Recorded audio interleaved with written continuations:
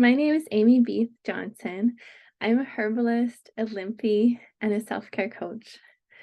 I love talking about nature, plants, medicine, and self-care, and I love teaching others about it. Um, I have found self-care to be one of the best ways to take care of my lymphedema. Sometimes self-care can feel overwhelming and it can feel like a chore. And I get it. It can feel really overwhelming and you might just want to like ignore it. But unfortunately, our lymphedema just doesn't go away. And when we ignore it, it tends to get worse.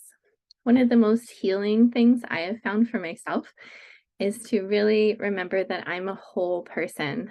I'm much more than my lymphedema. And there are many things that I can do that are going to support my overall health that in turn support my lymphedema. So all my self-care doesn't focus just on my lymphedema. I have primary lymphedema in my legs. I've had it since I was 5 and I'm in my 40s now. So I've had a lifetime of living with it from, being a young child into adolescent, teenage years, going to college, coping with that, to uh, being pregnant, having 2 children who are now 9 and 7, um, and stuff. So I have lots of experience that way. I can provide lots of insight to you depending on where you are in your journey and that. But one thing I have found really helpful is to focus on nature as something that can be really supportive to my self-care. And so how I do that is I learned about I I learned about sort of the many ways that we can impact our body through self-care, through herbal medicine, and through Ayurveda. Ayurveda really is like the science of life. It's teaching you how to stay well, um, no matter what the environment throws at you, no matter what challenges you face, because you have an understanding of energy within yourself, within food, within the environment, within the seasons, and it gives you a framework to respond to that. Herbal medicine has provided some insights to me as well in terms of, what teas, what plants can be helpful to help with our our lymphatic role. I found it really fascinating when I came across when I was studying years ago, when I came across the term lymphagogue. And I was like, what is that?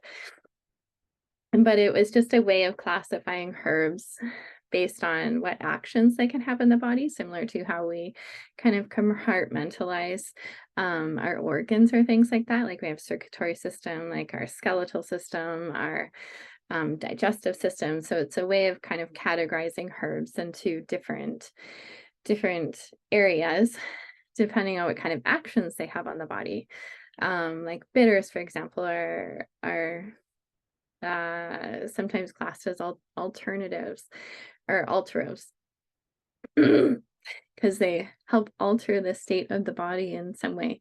They shift our energy. They help cleanse our liver, help us detoxify. So that I tend to like bitters because they are very helpful for lymphedema.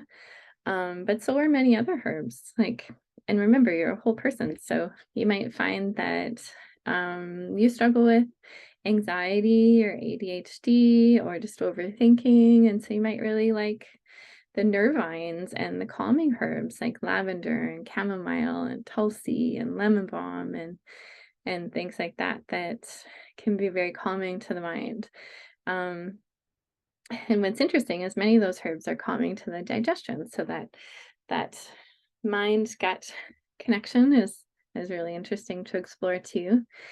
So yeah, I love looking at herbs. I find them really helpful. There's many different ways to include herbal medicine into your self-care, from teas, tinctures, infused oils, as say a self-massage oil for your skin, It can be a poultice that you use for, say, you've got like an infection, or a bug bite that's getting red and swollen. So for first aid, as well as just kind of daily self-care, it's really where herbs shine. They're slow and gentle medicine most of the time. And so I find them really interesting as day-to-day self-care support. And that's something I love teaching people about.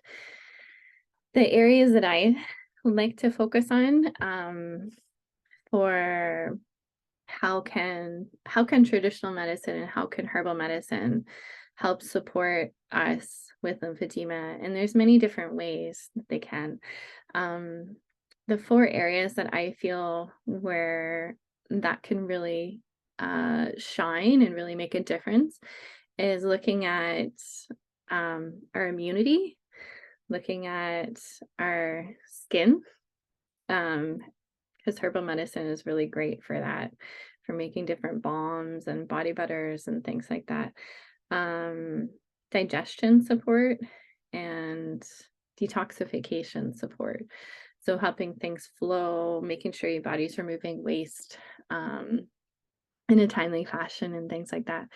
So yeah, we look at those four different areas in the body. And the nice thing is when you focus less on the lymphedema and more on yourself as a whole person, it can sometimes help you see yourself beyond your lymphedema and also remember like how beautiful a person you are and that you're more than your lymphedema.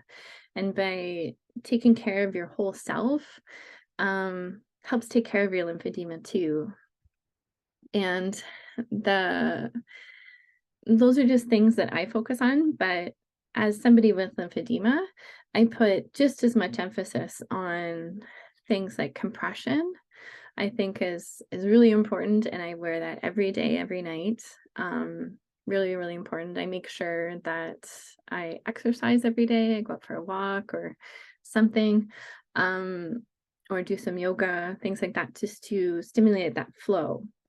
I also do like self massage, whether that's daily, weekly, just depends.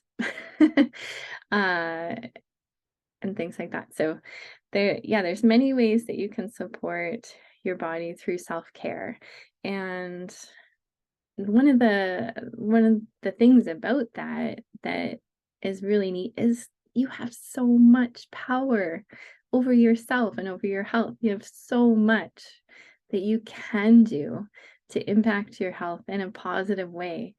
That's something I wish somebody would have taught me like years ago, is just like how many different things I can do to support my health in a positive way. And now that I know that, like it takes the stress off my lymphedema.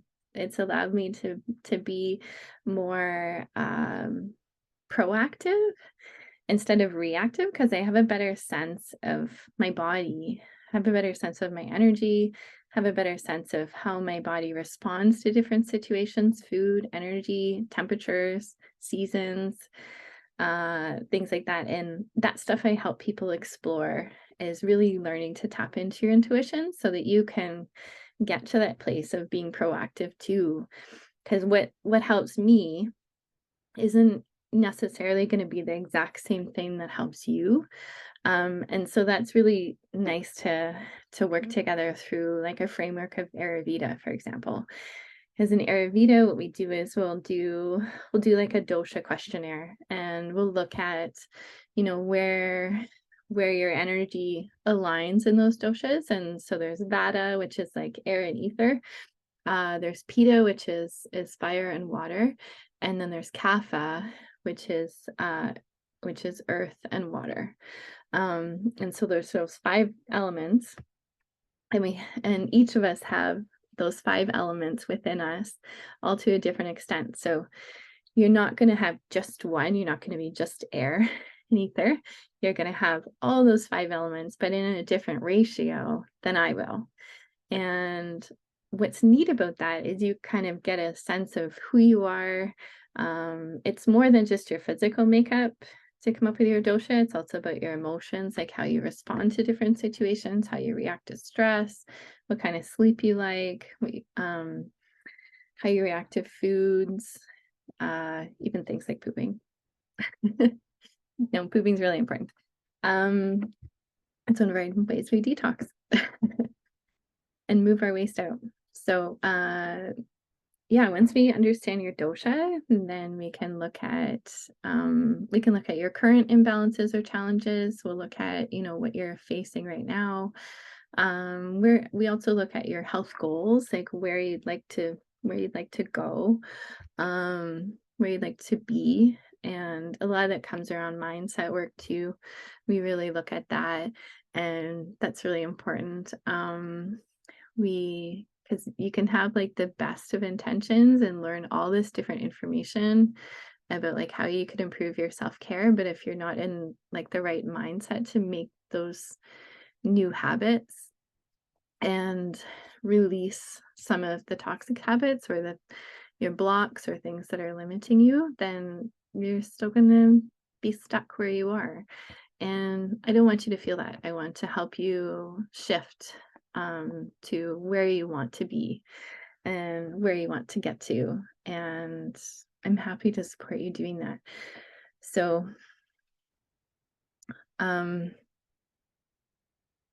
yeah, ways I can do that is ways I can help support you work on your lymphedema self-care is I do one-on-one consultations where we work individually together.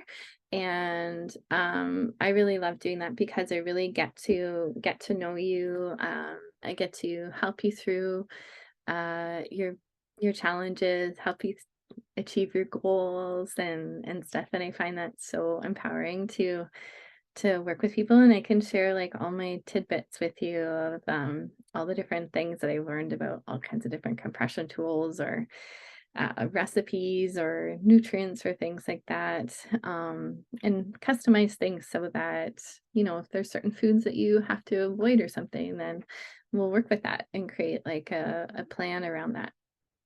Because what works for me isn't going to necessarily be the thing that works for you, and vice versa. The other way we're doing that is starting later in March. There is going to be there's going to be a group class where we can explore some of these things together.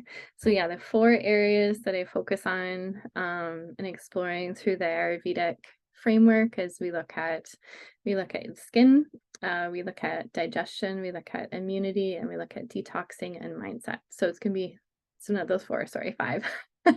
Those 5 things, like the 5 elements. And so yeah, 5 and 5.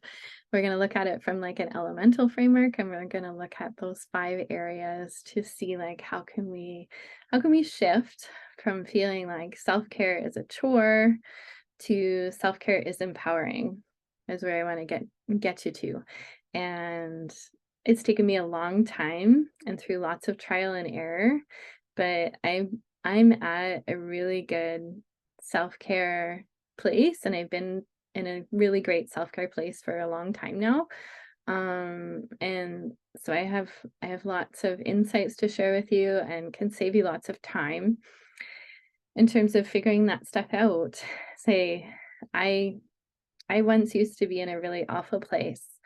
I once really struggled with my lymphedema. I had horrible infections all the time, despite, feeling like I was doing all the right things, following standard of care.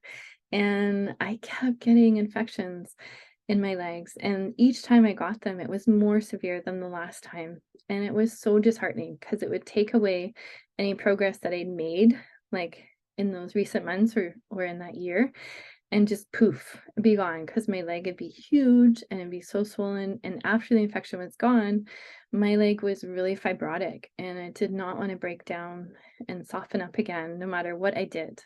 Whether I went for a massage, whether I,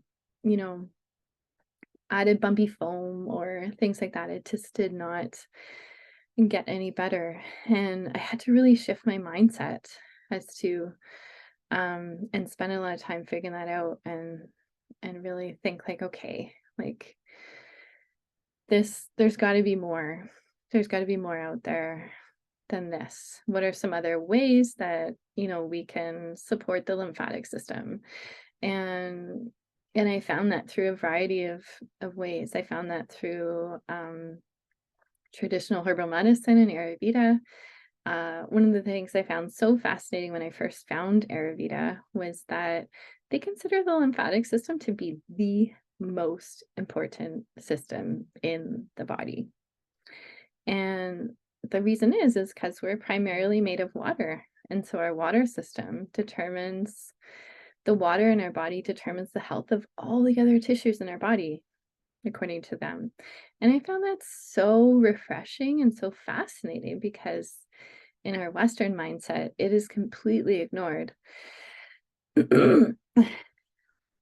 by all the different health professions like nursing, med school. They spend, a piddly amount of hours on it. So it's not the primary system. And it was really refreshing to see like a totally different way of looking at the lymph system and how you can support it. And modern science is kind of proving it. Like we've discovered that 70% of our lymphatic system resides around the gut. And in Ayurveda, we are what we digest. And they consider like the gut to be like the most important thing because what we digest, what we take in, is going to determine the health of all the other tissues. And that first tissue that our body makes after we digest water, foods into our body is lymph. And that makes sense when you look at it from a science perspective, that's what our body is doing. It's making lymph. And then that lymph has got to support all the other areas of our body. It supports our blood. Our blood would be just merely a bunch of sticky cells without water, right? We would not be able to stretch or smile or see each other without lymph because our eyes are just full of water. Sometimes we forget that. And things like that. We wouldn't be able to hear or talk or swallow without water in our body. It is really the key to so many different aspects of our health. And it's really refreshing to look at it from that angle. So yeah, Ayurveda really helped me shift my mindset. It helped me look at how I can support the energetics of my body and how I can respond to energetics of the environment around me, like how stress affected me, how certain foods affected me, by looking at them from an energetic perspective rather than like, oh, I can't eat this food anymore because I get this sort of a reaction and I don't know why. So I'm just going to put it over here on this list of like never to eat again. And that could be helpful. But what I found really, really interesting from an Ayurvedic perspective was to look at, okay, now I know that this food bothers me, but let's try and figure out why. Like, why is it bothering me? Okay, what's the energetics of this food? Oh, okay, it's got a hot food, it's a hot food and it's a drying food. Okay, that makes sense because when I eat it, I feel hot and I feel dry. And so now I have a better understanding of when I eat that, what happens. And can I blend that food with something else, or do I need to avoid it completely, or do I need to make sure I eat it with another cooling, moistening food, things like that. So it gives you a better sense of food intolerances and how to work with them, and also just how to reset your body's digestive energy so that it's working optimally for you rather than just like taking everything out that's bothering you. It takes you away from that elimination mindset to replenishment mindset of like, okay, what does my body need? Like, what are my energetics? How can I support those energetics within my body so that it will work optimally. So that I love working with people and helping them learn about the energetics of their body, looking at Ayurveda um, lens. We look at, how can herbalism be incorporated into that in your Ayurvedic lens to support you with those 5 areas I talked about, from mindset, digestion, skincare, immunity, and detoxifying pathways. So we look at those 5 areas together, and those would be kind of the 5 areas that I create in a little course that I'm building. And I'd be so excited to teach you about that. Um, but let's look at one of them just for fun. So skincare. Skincare. Let's look at one of them just for fun. Skincare. That would be one of the modules that I'm going to teach you about, and why it is so crucial to our health for lymphedema, and how you can support it in natural ways. In our modern world, the products that we're encouraged to put on our skin, to wash our skin, to moisturize our skin, the majority of them are really toxic, and they're very poorly regulated in Canada and in the US. They're better regulated in Europe, but there's still lots of things in skincare that then our lymphatic system has to, figure out how to get rid of it. And when you've got a burdened lymphatic system with lymphedema, one of the ways that you can help your body the best is making your skincare really clean and really, really simple.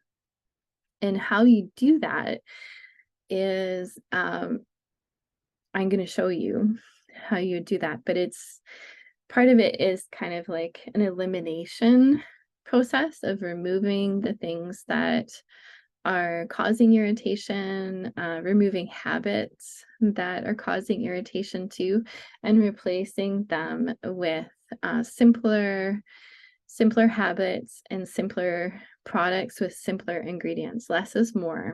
Our body is really, really, really, really, really smart. Our skin is really smart too. And there are simple ways that we can support the health of our skin to help it work optimally. I love this quote that I came across from Dr. John Juilliard, who's a Ayurvedic doctor, but also a medical doctor in the United States. And he loves kind of taking the lens of Ayurveda and then looking at, how does the science support, the understanding of that. And one of the ancient practices of Ayurveda is to oil our skin, so putting fat on our skin. From in India, because it's so hot there, I think the tradition that really became kind of a practice there is putting liquid oil on. And that wouldn't always be the case in other places like here in North America. Like our ancestors wouldn't have had access to liquid oil, so we would have had access to things like tallow, lard, things like that. So like a solid fat here. But that's just as beneficial for the skin to use those kind of things, and they did just fine.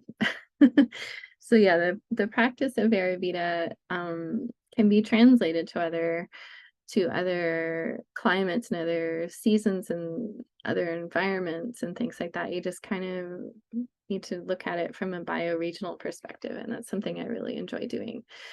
So yeah, the practice of Ayurveda was to oil our skin on the outside, and what that does is it actually supports your skin's microbiome. It protects the skin by replenishing that barrier, making sure our sebum is nice and meshed together, so you're not getting any breakage in the skin. Helps the body produce collagen, something we need support with when we have lymphedema. It also activates our skin's microbiome, like our immune system that sits on top of our skin. We tend to forget about that. And when we wash and wash and wash and wash, we can really remove that skin barrier of our skin microbiome. But when you oil, it actually encourages your body to produce oxytocin, which I find so fascinating. And it encourages your body to produce a more diverse microbiome, and diversity is key to staying healthy, versus having like a monocrop culture on your skin. So yeah, diversity is key to maintaining healthy skin. A diverse microbiome is key to maintaining healthy skin. Yeah, so we look at stuff like that. I teach you about, the how skin is made up, the different layers of our skin and what it needs and where the lymph system resides, where our nerve tissue resides, muscles, things like that. Different skincare techniques from dry brushing to gua sha and scraping to how to moisturize your skin from the outside in, but also how to moisturize and work with your skin from the inside out is just as important. And so we look at stuff like that. And yeah, there's lots of different ways you can support it. It's not just what you put on your skin that's going to determine the health of your skin, your digestion, your immunity, stress, sleep, all those things affect our skin. And I love kind of delving into that with people to help them learn about different healthy habits that are going to benefit your skin, but are also going to benefit your overall self. One of the most beautiful things I love teaching people about the skin is that our skin is our barrier between our essence, ourselves, and the outside world, our environment. So it is able to convey our emotions and how we show up for ourselves and how we show up for others, how we express ourselves. But yeah, it gives you that barrier between us and the environment. So protecting your skin, taking care of it, loving your skin, knowing that it's your vessel for you. It's how you walk around in the world, right? Your body. It's how you show up for yourself, how you carry out your passions, because we're much more than our lymphedema. So by taking care of our body through self-care, it allows you to, go about your day and have the best day ever. And that's one of the things I love teaching people about. And I'd be so happy to teach you and work with you too. So if that interests you, please reach out to me. I'd love to tell you more. And take care. Thanks so much.